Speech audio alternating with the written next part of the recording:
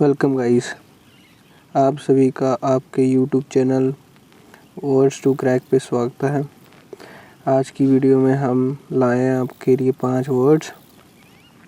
बिना देरी के अब बढ़ते हैं हमारे पहले वर्ड की तरफ, जो कि है what is the meaning of screech. Screech का क्या मतलब होता है? इसका मतलब होता है to make unpleasant noise, loud noise. Noise create करना होता है इसका, रोला पोना इसका मीनिंग होता है।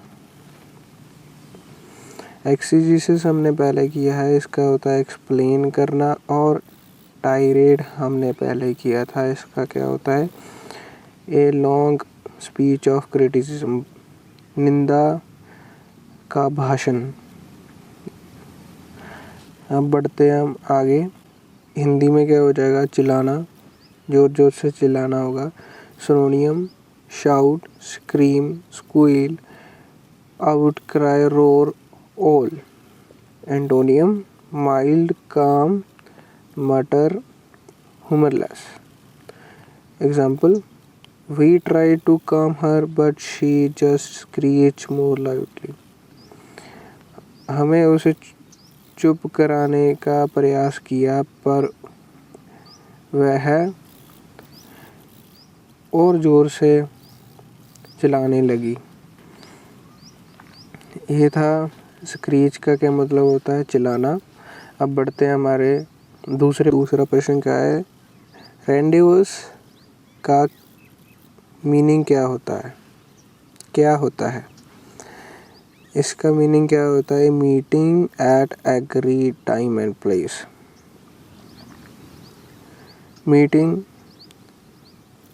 निश्चय की हुई प्लेस पे, टाइम पे होगी।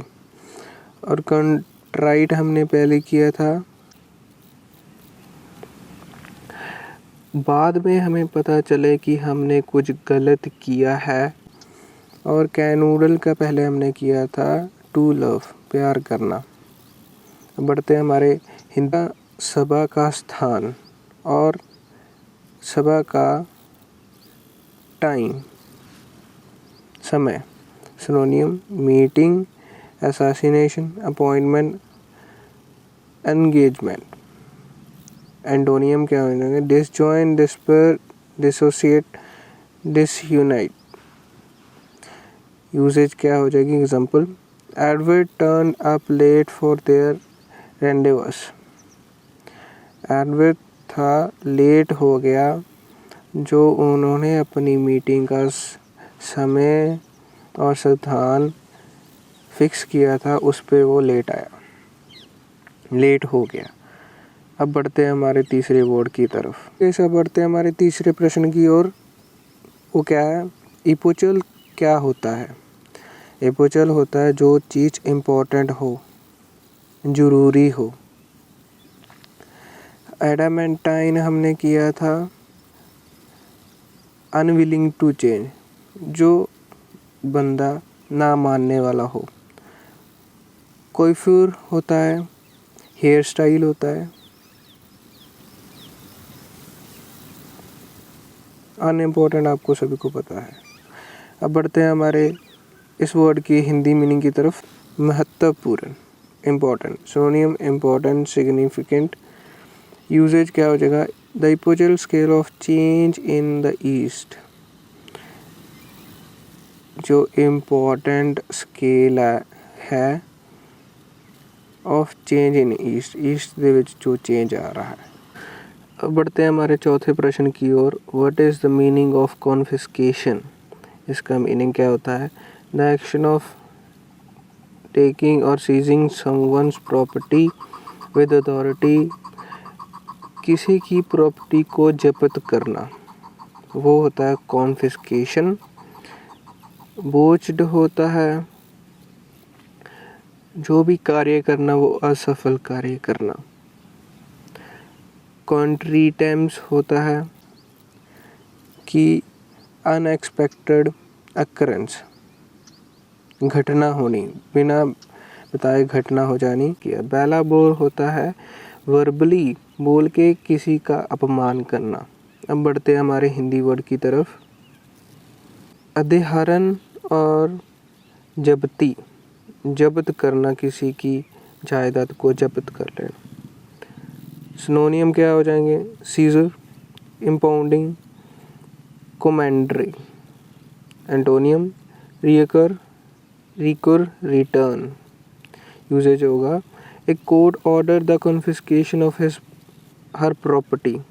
कोर्ट ने ऑर्डर किया कि उसकी प्रॉपर्टी को जब्त कर लिया जाए। कॉन्फिस्केशन का क्या मीनिंग होगा? जब्त करना, सीज करना किसी की प्रॉपर्टी को। अब बढ़ते हैं हमारे लास्ट वर्ड की तरफ। और हाँ गाइस, जिसने भी हमारे चैनल को अभी तक सब्सक्राइब नहीं किया वो जल्दी से सब्सक्राइब करो, बेल आइकन को भी प्रेस करें जिससे हमारी नोटिफिकेशन आपको सबसे पहले मिल सके। अब बढ़ते हैं हमारे लास्ट वर्ड की तरफ। रेवेनस होता है एक्सट्रीमली हंगरी, भूखा। गैस्कोनेड होता है अपनी प्रशंसा करना, जैसे पॉलिटिशियन अपनी प्रशंसा करते हैं कि हमने ये कर दिया, ये कर दिया, अपनी प्रशंसा आप ही करना। रोब होता है जगह जगह पर भड़कना, जाना। देखिए कैसे आपका भूखा सिनोनिम हो गया स्टार्विंग, स्टार्व्ड, फमिश्ड। यूसेज हो गया I had been out all day and was ravenous, कि मैं सारा दिन बाहर था और भूखा भी था। और ये थे हमारे 5 वर्ड्स। आप जुड़े रहिए हमारे सेशन के साथ। आपके लिए कल भी हम 5 वर्ड्स की वीडियो लाएंगे। आप सब्सक्राइब करते रहिए, लाइक करते रहिए, शेयर करते रहिए।